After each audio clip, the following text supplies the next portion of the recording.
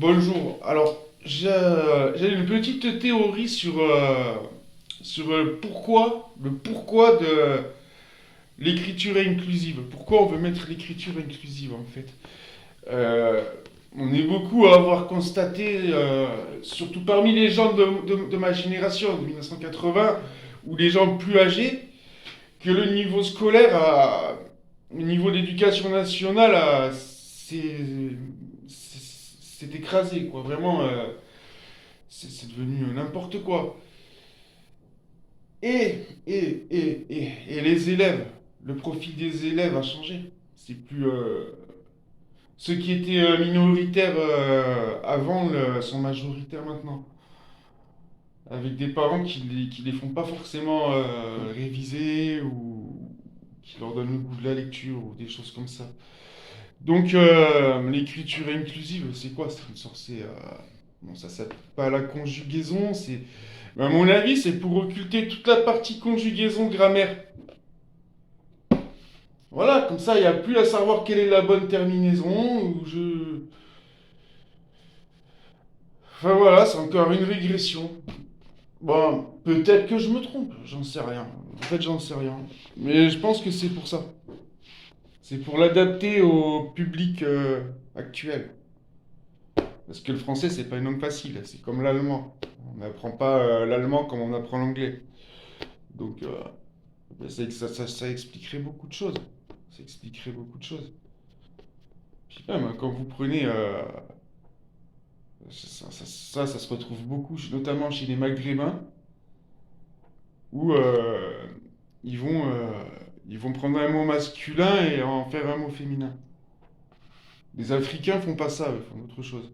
Mais voilà, c'est assez amusant. Enfin, c'est amusant. C'est pas amusant parce que ils sont en train de tuer le français, quoi. Ils sont en train de tuer la langue française. Alors quand ils auront réussi à bien l'abîmer, ils vont faire quoi? Ils vont vouloir qu'on détruise les livres, ils vont tous les télécharger en PDF, genre réécrit comment j'ai dit? En écriture inclusive. Là, mais on en est là. Le monde de fous qu'on vit, franchement. Enfin bref. Je faisais cette petite vidéo le temps que mon café monte et redescend. C'est une cafetière italienne. Je trouve que ça fait. J'ai déjà fait, je l'ai déjà dit plein de fois, mais je le redis, je m'en fous, je fais ce que je veux. Je trouve que avec ce genre de cafetière, on peut faire du très très bon café.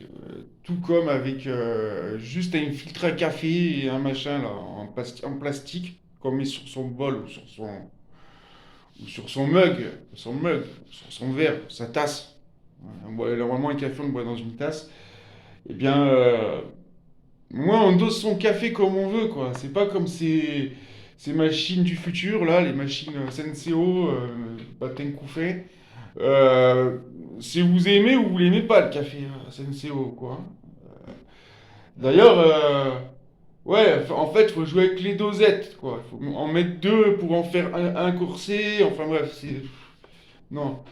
Alors moi, je dis les meilleures cafetières, c'est celle que j'ai dit, là, c'est celle que j'ai. Là, celle-là, là, l'italienne. Sinon, cafetière turque. On presse le café comme ça. Voilà. Ça, c'est exceptionnel aussi. Ou alors, le petit machin en plastique, avec ils avaient acheté des filtres, et puis voilà. Et puis en plus, les filtres, quand vous avez plus de cigarettes, vous pouvez vous rouler des clopes avec. Ça et le papier, ça marche aussi avec le papier que les boulangers mettent autour des baguettes de pain, ou qu'on peut trouver aussi dans les boîtes de chaussures. Voilà. Ah, ça commence à monter. Dès que ça fait, dès qu'il va commencer à siffler, je coupe. C'est pour ça, je meuble, hein, je meuble. Sinon, j'ai acheté un... Ah ouais, regardez un peu. Waouh.